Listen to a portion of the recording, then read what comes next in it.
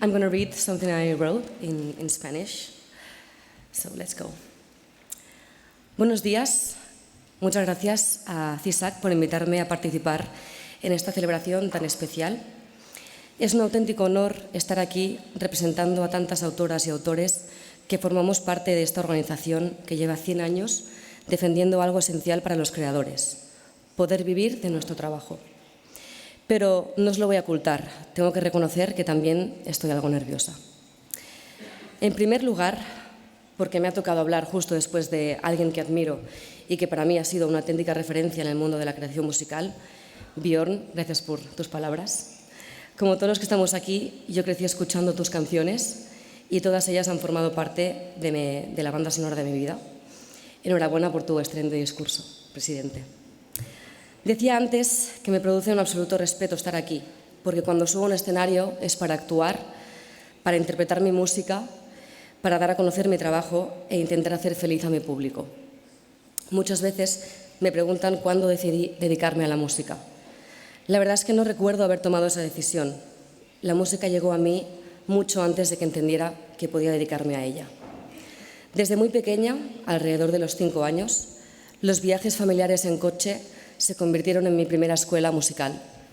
Mis padres llenaban aquellas horas de carretera con canciones de los Beatles, Supertramp, The Rolling Stones, The Who, Mecano, ABBA, Mariah Carey, Whitney Houston, Alicia Keys y muchos otros artistas que años después seguirían formando parte de mis referencias creativas. Sin darme cuenta, fui desarrollando un oído musical muy amplio donde convivían el pop, el rock, las grandes voces y las canciones capaces de trascender generaciones. A los 9 años pedí un piano por Navidad. Fue el regalo que cambió mi vida. Desde entonces el piano se convirtió en mi mejor aliado musical, la herramienta con la que aprendí a interpretar, a entender la armonía y sobre todo a componer. Muchas de las ideas que he tenido a lo largo de mi carrera nacieron sentada frente a unas teclas. El piano fue el lugar donde empecé a descubrir quién era como artista. Con el paso de los años seguí formándome, escribiendo canciones y explorando diferentes maneras de expresarme. La música nunca fue una afición pasajera. Era el lenguaje a través del cual me entendía el mundo y me entendía a mí misma. En 2016 tomé una de las decisiones más importantes de mi carrera: aprender a producir mi propia música. Quería tener el control creativo de mis canciones y ser capaz de transformar las ideas que escuchaba en mi cabeza en una realidad sonora. Aprender producción me dio independencia, pero también algo mucho más valioso: una identidad artística propia. Entender cómo construir una canción desde cero, cómo elegir cada sonido y cómo desarrollar un universo sonoro personal me permitió encontrar una voz que realmente me representara. Durante años trabajé en silencio, componiendo, produciendo, aprendiendo y buscando mi lugar. Viví la parte menos visible de esta profesión: la incertidumbre, los proyectos que no salían adelante, las canciones que se quedaban guardadas y la sensación constante de estar preparándome para una oportunidad que no había llegado. Ese camino cambió cuando encontré una forma de expresarme que no intentaba parecerse a nadie.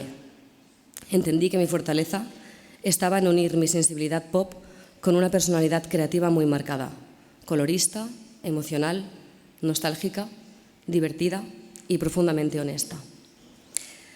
La llegada de Noche Entera supuso un antes y un después. La canción conectó con millones de personas y me permitió darme a conocer a gran escala.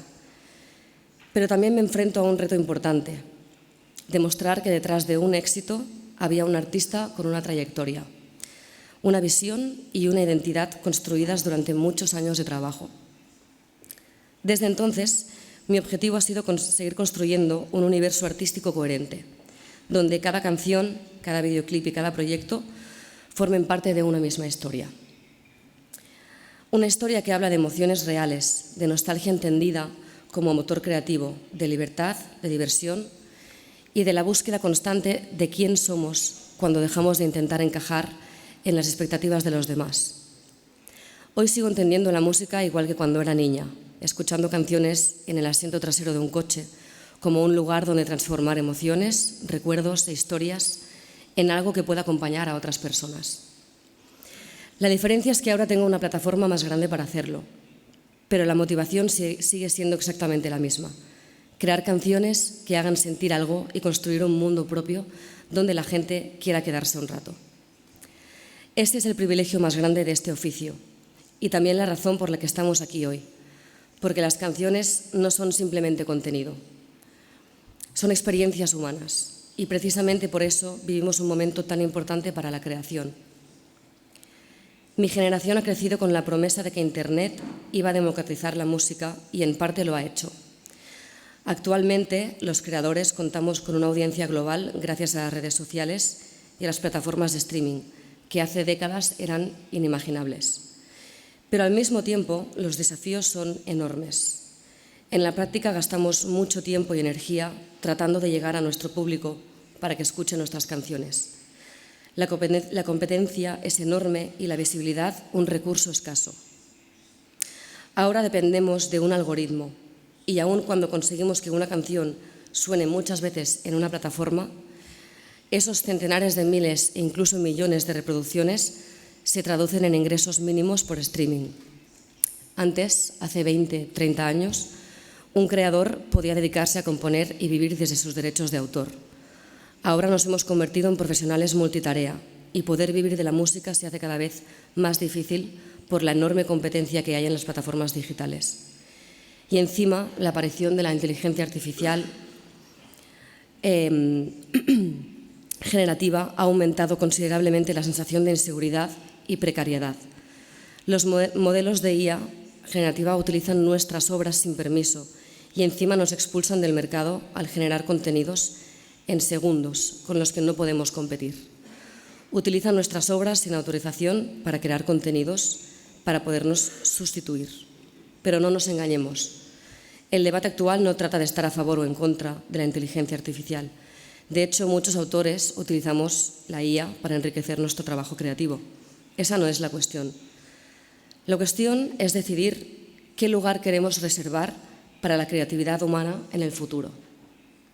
Porque si permitimos que las obras de millones de creadores sean utilizadas sin autorización, sin transparencia y sin remuneración para alimentar sistemas de IA comerciales, estaremos poniendo en riesgo el ecosistema creativo que hace posible que existan nuevas canciones, nuevas películas, nuevos libros y nuevas historias. Y la pregunta más importante no es únicamente cuántos derechos podemos perder.